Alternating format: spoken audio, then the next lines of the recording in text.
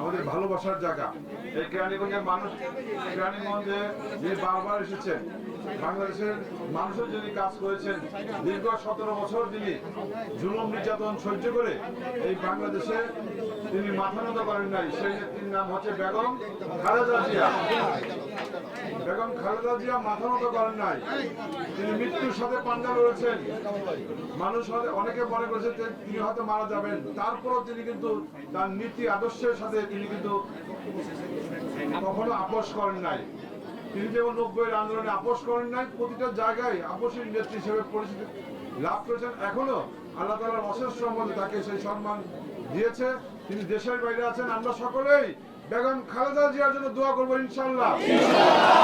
আপনাদের দোয়াতেই আমাদের নেত্রী বেঁচে আছেন ইনশাআল্লাহ। আপনাদের দোয়াতেই তিনি বাংলাদেশে আবার ফিরে আসবে এবং আপনাদের জন্য, এই বাংলাদেশের মানুষের জন্য কাজ করবেন। 17 বছর সারা বাংলাদেশের মানুষকে ঐক্যবদ্ধ করে, সমস্ত বাংলাদেশের রাজনৈতিক দলকে ঐক্যবদ্ধ করে একটা জাতীয় ঐক্যমত সৃষ্টি করে কিন্তু আজকের এই সরকারের পতন, গত সরকারের পতন হয়েছিল। সেই নেতার নাম হচ্ছে জনাব তারেক রহমান। তারেক রহমান, আপনারা তার জন্য দোয়া করবেন ইনশাআল্লাহ। আমি একজন কর্মী হিসেবে বলতে চাই, আমি যতটুকু দেখেছি তাকে, যতটুকু আমরা দেখেছি, আপনারা দেখতে পাচ্ছেন, তার বক্তব্য শুনছেন, তিনি কি বলছেন, দেশের মানুষের স্বার্থে কথা বলছেন, জনগণের স্বার্থে কথা বলছেন। আজকে যে শীতবস্ত্র দিচ্ছি, এটা কিন্তু সারা বাংলাদেশের প্রতিটা জায়গায় কিন্তু বলা হচ্ছে যে যেখানেই অসুবিধা হচ্ছে মানুষের, তোমরা ঝাঁপিয়ে পড়ো। আজকে কথা দিতে পারি যে শহীদ প্রেসিডেন্ট জিয়াউর রহমান বাংলাদেশের মানুষের জন্য যেভাবে কাজ করেছেন, বেগম খালেদা জিয়া যেভাবে কাজ করেছেন, ইনশাআল্লাহ তারেক রহমানও বাংলাদেশের মানুষের জন্য আপনারা তার জন্য দোয়া করবেন।